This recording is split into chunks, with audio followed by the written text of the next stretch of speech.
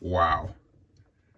I'm gonna sound like a nerd, but the quality just jumped crazily, man. It was insane. The art started off kind of weird. Let me show you what I mean. I got a lot to unpack here. These 64 pages were packed. This was one hell of an annual. It was pretty damn good, man. It was pretty damn good. I gotta go back. I gotta talk about this whole thing. This is gonna be most of the part 2, unless the 2006 issues have something to impress me about, which I don't know. It's gonna be pretty hard to top that. That was pretty fucking good, man. I'm just trying to find the page. Yeah. So it starts off. The art kind of looks kind of ugly. It looks like some cheap Star Wars comic from like the 2000s in the beginning, right? That's probably why they replaced the penciler for most of it. Bob Wyatt couldn't make the cut, so William Rosado had to like take over because it looks a little weird in the beginning. You know, you got this art. It's very 90s-ish or late 80s-ish.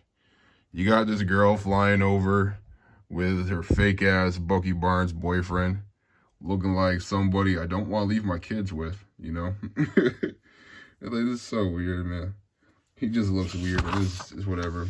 They crash, boom, explosions. It's like, okay, finally, some real shit. I didn't have to wait forever.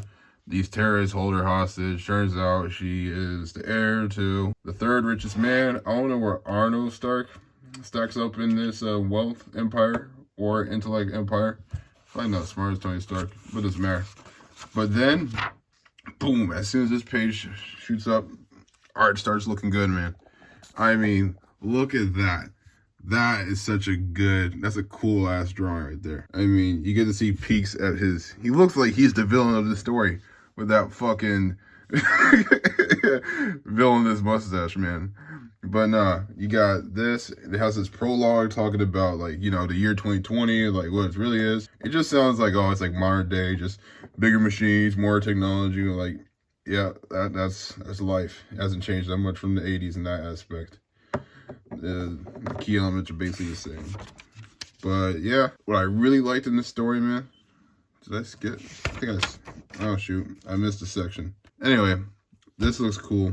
I'll get through this part. Limited from the legendary Machine Man series. I will tell you, what this part did so good is that it built off all these random like one-shots and cameos and appearances, right? Without retconning a thing. It worked so fucking good, man. You got the Machine Man references, like whatever, and then like you're like sucking Machine Man's dick for like a few pages. And then bam, you got this guy. I was like, oh, is this the war guy from like the Amazing Spider-Man issue? No, completely different guy. This is the billionaire, trillionaire guy that Tony Stark does the job for. So he has to save the daughter, and he can get money, blah, da, da, da, da. He's all selfish, and he's, I don't know, a dickhead. And like, it's whatever, you know? He's been through some shit. But yeah, even though it's long, you're entertained. You get more entertained the more you read through it, you know? The pacing goes quickly and expeditiously. Oh, that's fucking funny, man. To me, anyway. Yeah. Let's see. I'm trying to find some parts, man.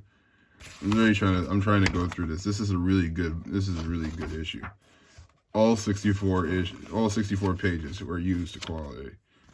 There is some weird bumps and shit. I should have known this guy was the villain looking at this, but I was like, I just read off his 80s art. It's like, oh, you know, they just make him look menacing. Like the fucking child toucher he looks like. He just looked like he's not allowed within the school zones. I don't know. I didn't really think of him as a villain. And then it was like, I was so confused when it happened. I get, there is hints. I guess I'm fucking dumb, you know. But it didn't ruin the story or anything. I'm trying to find this one part. And then here's another part. They reference back to his first appearance in the Amazing Spider-Man annual.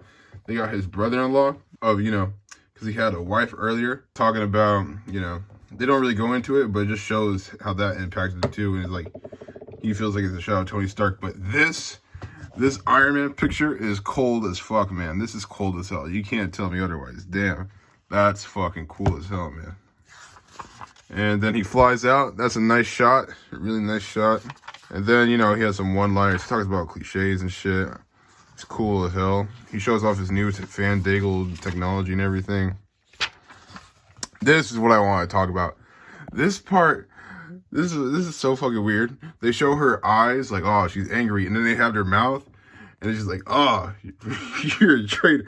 Look at this shit. It looks so fucking stupid. Oh my god, this is so dumb. They could have just like had a block where it's just like, instead of just showing, they didn't have to show her fucking lips like this.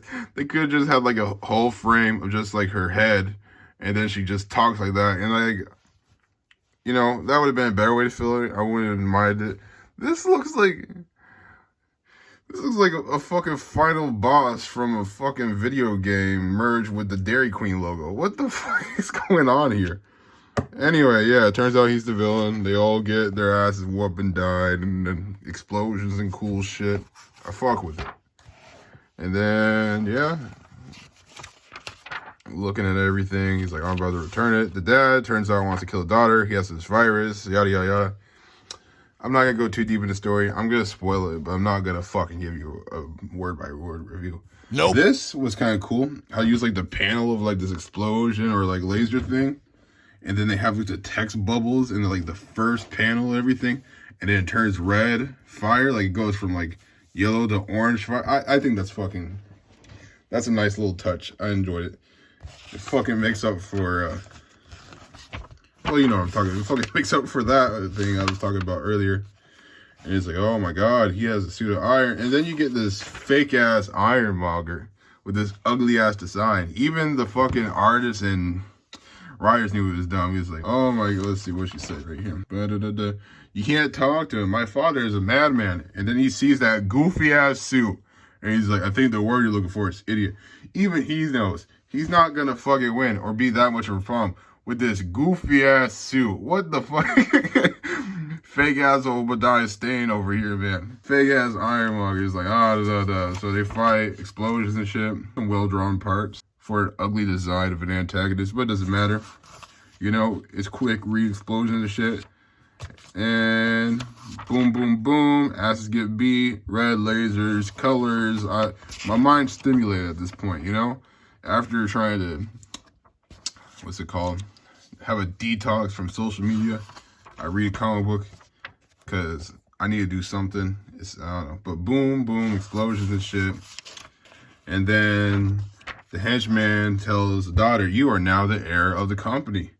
And he's like, oh, well, I was trying to say, he saved her life and some shit. He grew as a character some bit, you know. Maybe he'll be a hero, you know, turn that fucking V for, no, that fucking Zorro mustache for a nice, wholesome goatee and everything. And then he fucking raises her up. He's about to fuck her. And then another thing is that when she says, we might probably discuss this as a bonus. That's a reference to her boyfriend, who was actually, you know, the killer guy in disguise that kidnapped her and everything, right? He said, oh, just fucking you was a bonus. And it was like, oh, and she's like, would you like a bonus? And like, that's fucking funny as hell. And then, yeah, so he's on his way trying to make Arno Stark Jr. Mark II. Oh, that's fucking funny. To me, I don't know. I'm laughing at my own jokes. I'm an idiot. I know you didn't come here to watch me laugh. I don't even know why you come here, but hey, it's cool. And turns out the henchman is the late, great Tony Stark. The way they talked about him, you thought he was dead. He's like, I can't wait to make him a real hero. I was tired of that shit. I had to make changes. And you got this little, like, playing card expert of the end of it. It's pretty cool. Now I'm going to get into, like, the most modern part of Iron Man 2020. This is so, I don't know about this, but yeah, man, it might end up better. Shit, I don't know, but hey, I'm excited to read the rest of this, man. This one's gonna be a series from the Astonishing Tales, all about Iron Man 2020. It's what I'm assuming. I don't know. That whole fucking Machine Man thing was annoying as hell. I'm gonna get into that. All right. Damn. I just told her hold me casa su casa. Tryna catch up to me, gotta do better. I got too many hoes like I'm Hugh Hefner. I got too many flow, know what to do with them. Damn, I got too many clothes, I got two of them. Brick on him boots, I just got me some new leather. I'm in the boo high as fuck on that new level. I'm in the bill with my friends. I'm in it, bitch, that's me and my fans.